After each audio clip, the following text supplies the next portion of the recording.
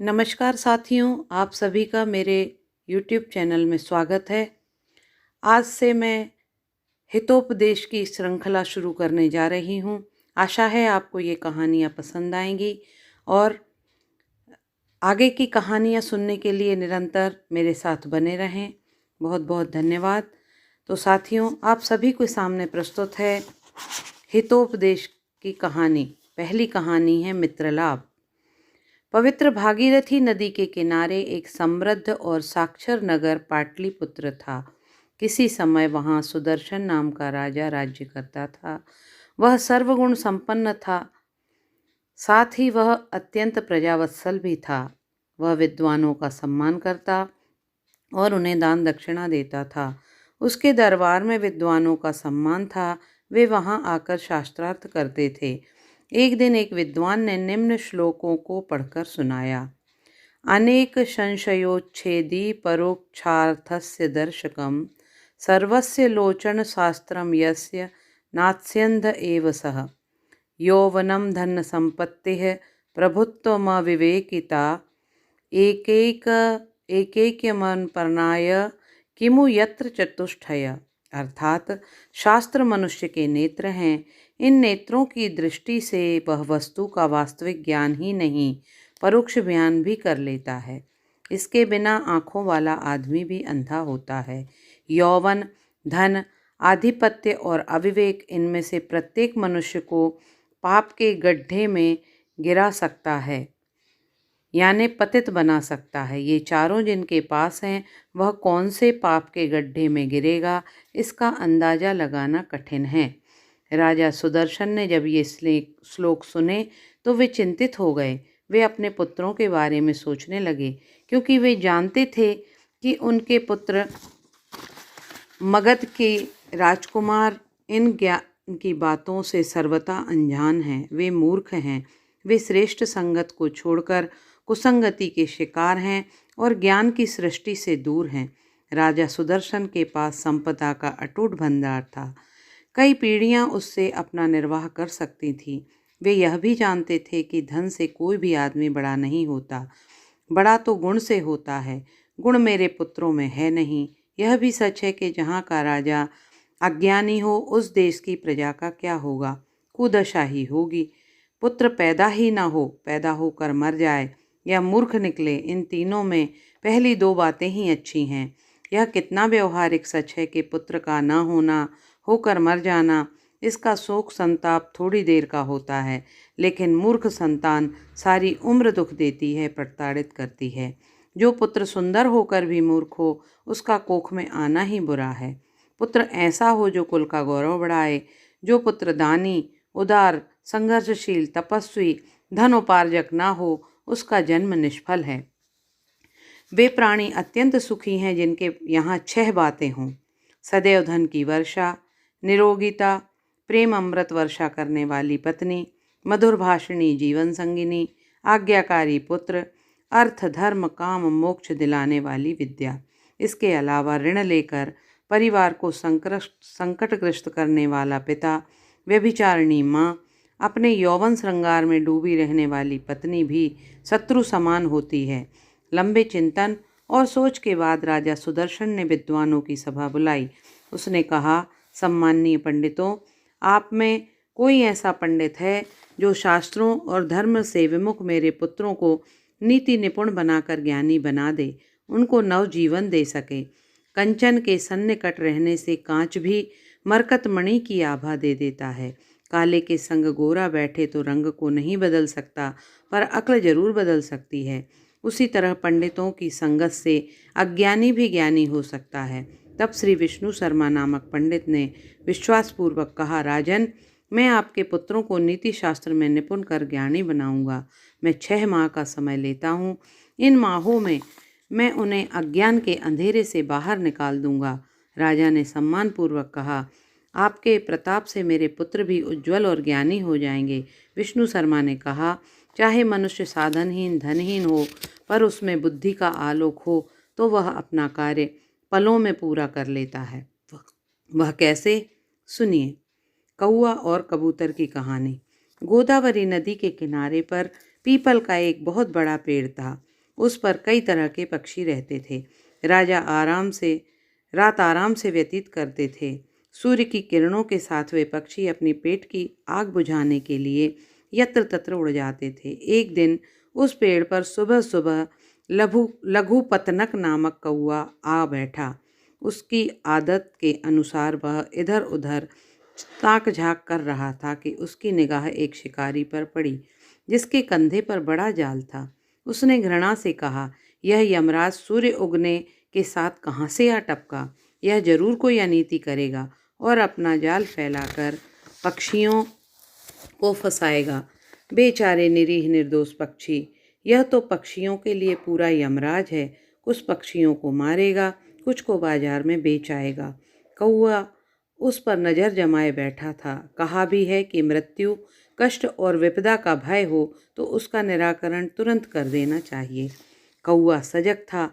उसने देखा कि शिकारी ने थोड़ी दूर आगे जमीन पर चावल के दाने बिखेरे हैं।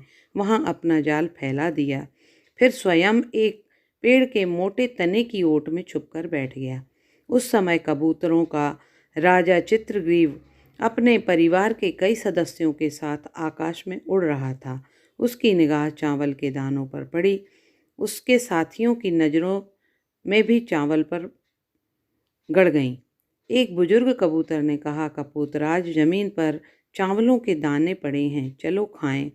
कपोतराज ने गंभीर होकर कहा, मूर्खों, इस जंगल में चावल के दाने कहाँ से आए? बुद्धि से सोचिए। मुझे तो दाल में काला नजर आ रहा है। कहीं चावलों के प्रलोभन में हम किसी भयंकर संकट में न पड़ जाएं। हमारी वैसी दुर्गति न हो जैसे सोने के कंगन के लालच में यात्री की हुई थी, जो स्नान करते हुए दलदल में फंस गया और बूढ़े बाघ का भोजन बन गया। कबूतरों ने पूछा, वह कैसे? चित्रग्रीव ने कहा, सुनो, बताता हूँ। वे सुनने लगे। लालची यात्री और बूढ़ा शेर। एक बार की बात है, दंडक वन में उड़ते हुए मैंने पेड़ पर बैठकर आराम करने की सोची। थक गया था। पेड़ के पास ही एक तालाब था। मुझे भी प्यास लगी थी। सोचा कि सुस्ता कर पानी पी लूँगा। तभी मेरी दृष्टि शेर पर पड़ी। जो बूढ़ा है वह तालाब में नहाकर हाथ में स्वर्णिम चमकदार कुशा लेकर बाहर निकलता है। वह कुशा एकदम सोने की सी लगती है। कहा ना, शेर बूढ़ा और असक्त था। शिकार करने की उसकी क्षमता नहीं थी। भूखा था। अप्रत्याशित तालाब के पास से गुजरते हुए चंद यात्रियों को देखा। तीव्र बुद्धि शेर ने शिकार फांसने के लिए नया दांव मारा। वह यात्रियों की ओर देखकर जोर से बोला, भाइयों, यह सोने का कंगन तो लेते जाओ। शेर की आवाज़ सुनकर सारे यात्री रुक गए। सोचने लगे, सोने का कंगन, वह भी शेर के पास। ताज्जुब, सोने का कंगन शेर के पास कैसे? जरूर इसमें कोई घोटाला है। शास्त्र कहते हैं, कपटी और हत्यारे व्यक्तियों के हाथों लाभ की संभावना भी खतरनाक होती है। अमृत तो अमृत होता है, पर जब वह विष में मिल जाता है तो विष हो जाता है।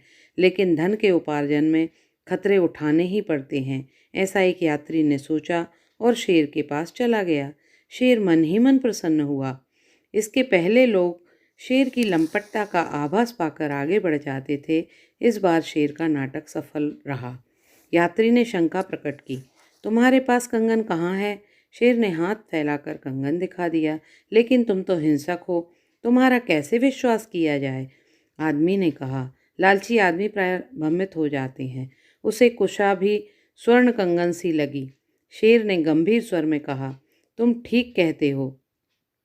यदि मैं तुम्हारी जगह होता तो यही सोचता, लेकिन सच तो कुछ और है। मैं जब युवा था तो बड़ा शक्तिशाली था। तब मैंने भयंकर रक्तपात किया था। गायों को खा गया, मनुष्यों को चबा गया। इन पापों से मेरा सारा कुटुंब विनाश को प्राप्त हो गया। न पत्नी रही, न बेटे। पापों के कारण सब कुछ चला गया। अब मैं एक धर्मप्राण व्यक्ति का जीवन बिता रहा हूँ।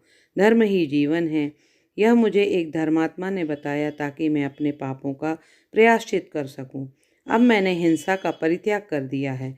उन्होंने यह भी बताया कि मुझे दान पुण्य में लग जाना चाहिए। उनके उपदेशों के कारण ही मैं नाम मात्र का शेर रह गया हूँ। सुनो, शास्त्रों में 8 प्रकार के धर्मों का उल्लेख है। यज्ञ, वेदों का अध्ययन, दान, तप, सत्य, भाषण, धैर्य, क्षमा, लोभ तथा त्याग। इनमें पहले 4 तो यश कमाने के लिए हैं, शेष महात्मा लोगों के आचरण हैं। मैं तो नितांत त्यागी हो चुका हूँ, फिर भी अपने स्वभाव के कारण मैं आदमखोर कहलाता हूँ। जबकि यह सत्य है कि मैं यह कंगन दान देना चाहता हूँ, वह भी सुपात्र को। संसार का नियम है कि वह व्यभिचारिणी स्त्री और गो हत्यारे ब्राह्मण की बात नहीं सुनता। मैं कोई अज्ञानी नहीं हूँ। मैंने धर्मशास्त्र भी पढ़े हैं। सुबाई सुनो, शास्त्रों ने कहा है, जैसे परती धरती पर वर्षा और क्षुधित प्राणी को भोजन देना सार्थक होता है, उसी तरह दरिद्र को दान देना भी सार्थक होता है। जैसे मुझे अपने प्राण प्यारे हैं, उसी तरह सबको अपने प्राण प्यारे हैं। श्रेष्ठ धन सबको अपने जैसे ही समझते हैं और प्रेम भाव रखते हैं। देखो, अपमान, दुख, भले बुरे प्रसंग में जो अनुभूति स्वयं को होती है, वह दूसरों को होती है। उसमें दुख सुख की अनुभूति भी समान होती है। यही विचार कर सज्जन लोग दूसरों पर दया करते हैं। शास्त्रों ने श्रेष्ठ जन उसी को माना है जो पराई स्त्री को माता और दूसरे के धन को मिट्टी माने, साथ ही समस्त लोगों से श्रेष्ठ व्यवहार करे। मुझे अपने ज्ञान से पता चल गया है कि तुम बहुत ही दरिद्र हो। मुझे ज्ञान से यह भी ज्ञात है कि निर्धन को धन देने से पाप धुल जाते हैं। धनी को धन देने से कोई लाभ नहीं। रोगी को दवा देने से धर्म होता है, पर निरोग को दवा देने से क्या लाभ। मेरी दृष्टि में सच्चा दान वही है जो जरूरतमंद को दिया जाए, उससे वापसी की कोई आशा न रखी जाए। दान देश, काल और पात्र को देखकर ही दें।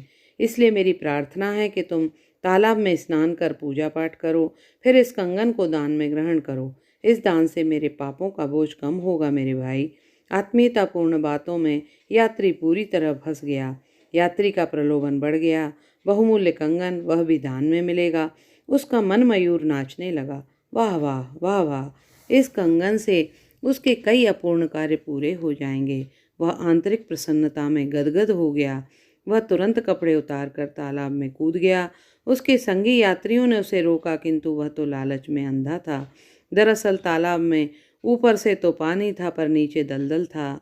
वह उसमें फंसता गया। उसने ज्यों-ज्यों हाथ पांव मारे, त्यों-त्यों वह दलदल में ज़्यादा फंसता गया। शेर ने भोलेपन से कहा, अरे तुम तो दलदल में फंस रहे हो। हाँ हाँ, जंगल के दयालु राजा शेर, मैं दलदल में फंस रहा हूँ और निकल नहीं पा रहा हूँ। अब मैं क्या करूँ? अब तो मुझे करना है। देखो, तुम्हें अभी कीचड़ से निकालता हूँ। और फिर शेर ने उस लालची पुरुष की ओर हिंसक दृष्टि से देखा और जैसे वह उसे खा जाना चाहता है। फिर उस पर छलांग लगाकर उसकी गर्दन को झपट्टे में ले लिया। अरे, तुम मुझे बचा रहे हो या मार रहे हो? तुम तो अपने को धर्मात्मा व दयालु कहते हो। छोड़ो। शेर गरज कर बोला, मैं धर्मात्मा और दयालु बाद में हूँ। पहले शेर, आदमखोर शेर, बूढ़ा हो गया हूँ। अतः तुम्हारे जैसे लोभी आदमी को सच्ची झूठी बातों में फंसाकर अपना शिकार बनाता हूँ। उसने यात्री को और दबोच लिया। यात्री ने सोचा, दुरात्मा लोग धर्मशास्त्र और वेद पाठी होने का कितना भी ढोंग करें, पर वे अपने मूल स्वभाव का परित्याग कभी नहीं कर सकते। जैसे गाय का दूध उसके स्वभाव के अनुसार मीठा ही होता है। विद्वान ठीक कहते हैं, जिन्हें अपनी इंद्रिय व चित्र पर नियंत्रण नहीं, उनके लिए स्नान, ज्ञान, दान इसी तरह निरर्थक हैं जैसे हाथी नहा धोकर भी धूल में लौटने में सुख पाता है। ऐसे जीवों के लिए ज्ञान भी भार स्वरूप बन जाता है, जैसे विधवा स्त्री के लिए आभूषण। यात्री को अपनी मूर्खता पर पछतावा हो रहा था। उसने हिंसक शेर पर क्यों विश्वास किया? नदियों, शस्त्रधारियों, नखधारी बनेलों, सींग वाले पशुओं, स्त्रियों व राजवंशियों पर कभी भी भरोसा नहीं करना चाहिए, क्योंकि इनका मन बदलते देर नहीं लगती।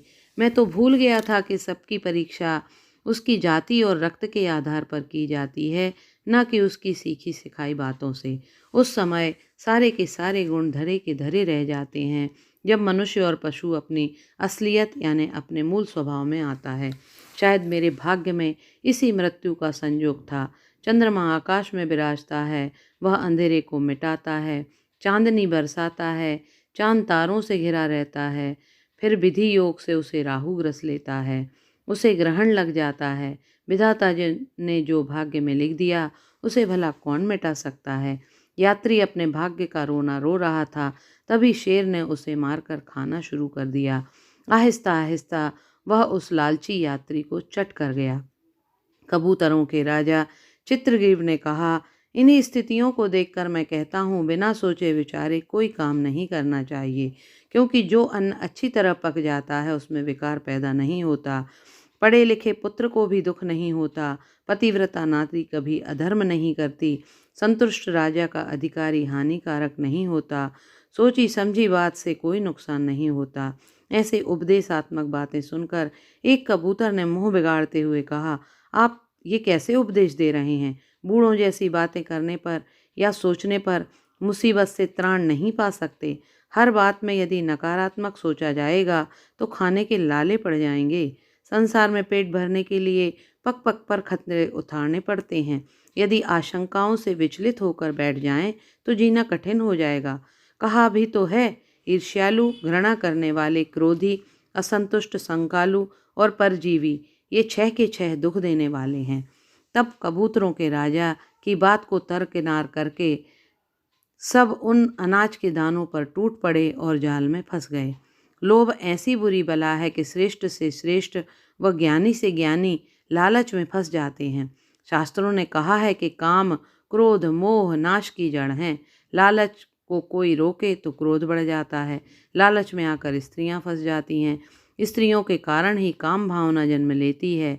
लालच से भली भांति के मोह उत्पन्न हो जाते हैं और लालच में मनुष्य सर्वनाश को प्राप्त होता है। तात्पर्य यह है कि सब पापों की जड़ लालच है। सोचो, कभी सोने का हिरण भी पैदा हुआ।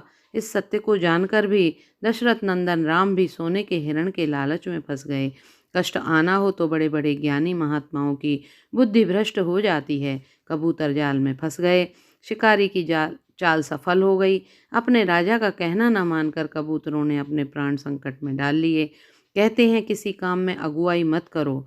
यदि काम सही हो गया तो शाबाशी के हिस्सेदार हो जाएंगे और बिगड़ जाने पर सारा दोष अगुवाई करने वाले के मत्थे मढ़ दिया जाएगा। कबूतरों का राजा बोला, बंधुओं, इसमें इस कबूतर का क्या दोष है? वह भूख के मारे हुआ। दुख के समय मित्र भी शत्रु हो जाता है। गाय का दूध निकालते समय कभी कभी गाय की टांगें भी खंभे का काम करती हैं। यह भी कितना सही है कि मित्र वही जो संकट में काम आए। संकट में परस्पर कोसना, टोकना, बुरा भला कहना ठीक नहीं। दुख में घबराना कायरों का काम है। जब धैर्य से सोचकर संकट से उबरने का उपाय कीजिए। बताया गया है, संकट में धैर्य, युद्ध में पराक्रम, सभा में वाक्पटुता और आंखों में अपनत्व रखना बड़े व्यक्तियों के लक्षण हैं। यह कितनी सही बात है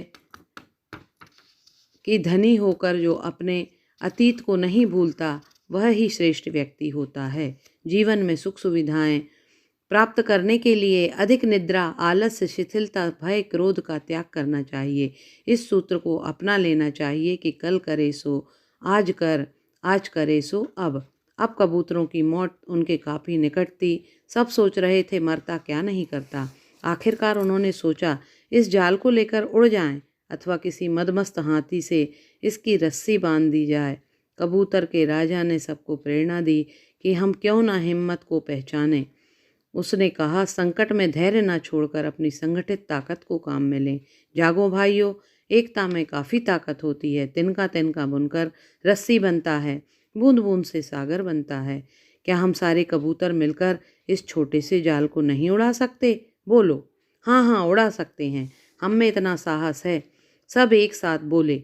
फिर क्या था, सब ने मिलकर अपनी शक्ति का इस्तेमाल किया। वे जाल समेत उड़ चले।